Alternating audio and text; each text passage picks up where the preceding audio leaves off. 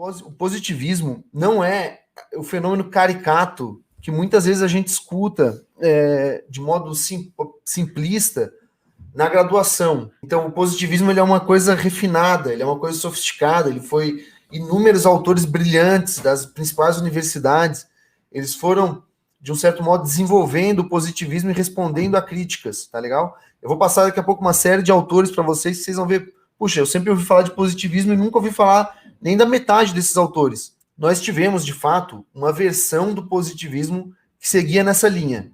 Aplicar a letra fria da lei, o juiz meramente boca da lei. Já ouviram essa expressão? Isso aí, basicamente, está ligado ao positivismo exegético, que é uma versão do positivismo lá do século XVIII e do primeira metade do século XIX.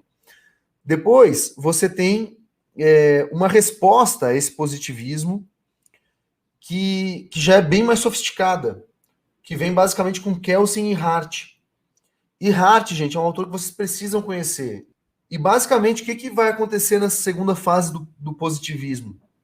O positivismo ele vai perceber a abertura linguística e a insuficiência da ideia do juiz boca da lei, aplicar a letra fria da lei, puramente.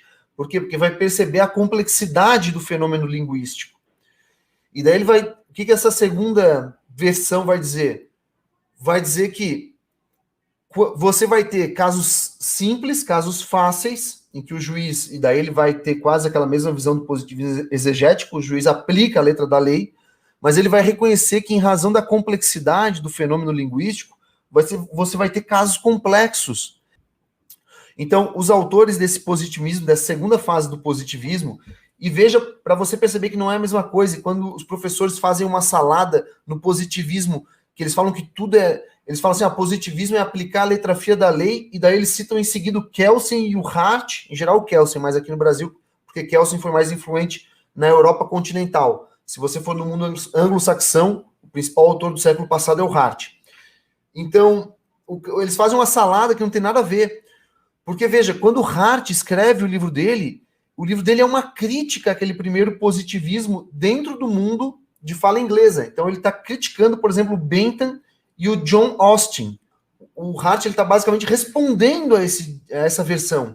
Então, veja, o livro dele, a teoria dele é uma crítica a uma versão do positivismo. Então, o positivismo não pode ser tudo uma mesma coisa. Então, mostra claramente que são duas coisas distintas.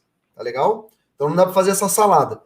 E o Hart e o Kelsen, o traço dessa nova versão do positivismo, basicamente é dizer... Quando a linguagem jurídica não é suficiente para resolver a questão, o juiz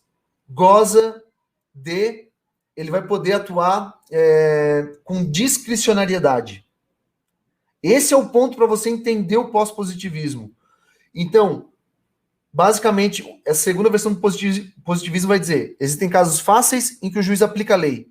E quando a lei não é suficiente, a linguagem jurídica não é suficiente, o juiz goza de discricionariedade. É isso que acontece nos hard cases.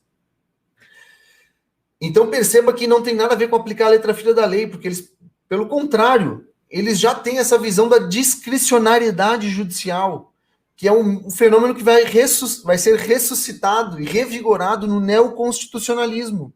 Outros autores positivistas, deixa eu citar aqui para vocês, por exemplo, a versão mais recente de autores positivistas, tá?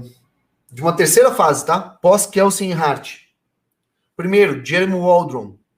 Segundo, Walushow, que é um canadense. Terceiro, Joseph Ress, muito importante, aluno do Hart. Andrei Marmor. Brian Bix, Brian Leider. Frederick Schauer, Scott Shapiro. Então, esses aqui são os principais positivistas contemporâneos. O Sigamos aqui perguntou, eu não sei inglês, como é que fica? Então você acompanha o nosso canal, tá bom? Que a gente vai passar isso para você. A nossa ideia é exatamente conseguir tornar acessível no Brasil esse conteúdo, tá? Acompanha a gente que você vai saber tudo que esses caras falam, tá legal?